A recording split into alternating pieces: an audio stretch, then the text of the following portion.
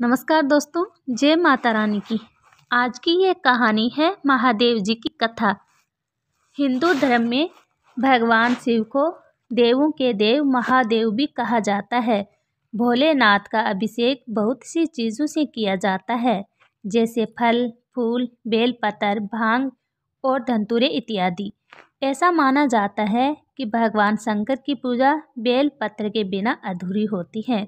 शास्त्रों में माना गया है कि बेलपत्र भगवान को अति प्रिय है। तो आज हम आपको बेलपत्र से जुड़ी एक कथा सुनाने जा रहे हैं। एक पौराणिक कथा के अनुसार नारद जी ने एक बार भोलेनाथ की स्तुति की और पूछा कि हे प्रभु, आपको प्रसन्न करने के लिए सबसे आसान साधन क्या है, अर्थात आपको क्या प्रिय है।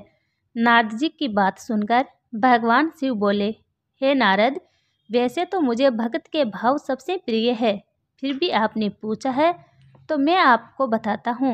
मुझे जल के साथ साथ बेलपत्र बहुत प्रिय हैं। जो भी भक्त अखंड बेलपत्र मुझे श्रद्धा से अर्पित करते हैं, मैं उन्हें अपने लोक में स्थान देता हूँ। ये बात सुनकर नारद जी अपने लोक को चले गए, लेकिन उनके जाने के बाद माता पार्वती ने भगवान से पूछा कि हे प्रभु, मेरी ये जानने की बड़ी इच्छा हो रही है कि आपको बेलपत्र इतने प्रिय क्यों है। कृपा करके मेरी जिज्ञासा शांत करें। इस पर भगवान शिव ने कहा कि बेलपत्र के पत्ते मेरी जटा के समान है। उसको त्रिपित यानी 3 पत्ते ऋग्वेद, यजुर्वेद और सामवेद हैं और उसकी शाखाएं समस्त शास्त्र का स्वरूप है। मनुष्य को बेल वृक्ष को पृथ्वी का कल्प वृक्ष समझना चाहिए, जो कि ब्रह्मा, विष्णु, शिव स्वरूप है। स्वयं महालक्ष्मी ने शैल पर्वत पर बेल वृक्ष के रूप में जन्म लिया था।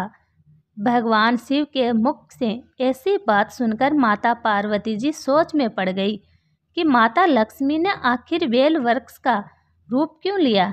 माता पार्वती को इस तरह दुविधा और आश्चर्य में देखकर भगवान ने कहा कि हे देवी, सतयुग में ज्योति स्वरूप में मेरे अंश का रामेश्वर लिंग था।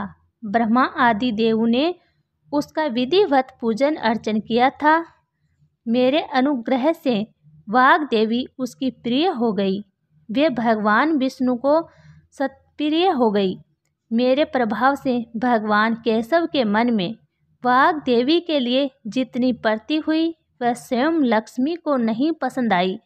अतः लक्ष्मी देवी चिंतित और रुष्ट होकर परम उदम श्री शैल पर्वत पर चली गई। उन्होंने मेरे लिंग विग्रह की उग्र तपस्या करनी शुरू कर दी। तपस्या के कुछ समय बाद महालक्ष्मी ने मेरे लिंग विग्रह से थोड़ा उद्धव में एक वृक्ष का रूप धारण कर लिया और अपने पत्र पुष्प द्वारा निरंतर मेरा पूजन करने लगी। इस तरह उन्होंने कोटि वर्ष यानी 1 करोड़ वर्षों तक आराधना की और उन्हें मेरा अनुग्रह प्राप्त हुआ। वरदान के रूप में महालक्ष्मी ने मांगा कि श्री हरि के हृदय में मेरे प्रभाव से वाग देवी के लिए जो सने हुआ है वह समाप्त हो जाए। तब भगवान शिव ने देवी लक्ष्मी को समझाया कि श्री हरि के हृदय में आपके अतिरिक्त किसी और के लिए कोई प्रेम नहीं है। वाग देवी के प्रति तो उनकी केवल श्रद्धा है। यह सुनकर लक्ष्मी जी बहुत प्रसन्न हो गई और पुण्य श्री विष्णु के हृदय में स्थित होकर निरंतर उनके साथ विहार करने लगी। हे पार्वती, महालक्ष्मी के हृदय का एक बड़ा विकार इस प्रकार दूर हुआ था। इस कारण श्री हरि प्रिय उसी वृक्ष रूप में सर्वदा अतिशय भक्ति से भरकर यत्पूर्वक मेरी पूजा करने लगी। बेल इस कारण मुझे बहुत प्रिय है और मैं बेल वृक्ष का आश्रय लेकर रहता हूँ। बेल वृक्ष को सदा सर्व तीर्थमय एवं सर्वदेवमय मानना चाहिए, इसमें तनिक भी संदेह नहीं है। जो भी भक्त बेल पत्र, बेल फूल, बेल वृक्ष और बेल काष्ठ के चंदन से मेरा पूजन करता है, वह भक्त मुझे अति प्रिय है। कहानी को अंत तक सुनने के लिए धन्यवाद दोस्तों। कहानी अच्छी लगे तो चैनल को सब्सक्राइब करें, वीडियो को लाइक और शेयर ज़रूर करें।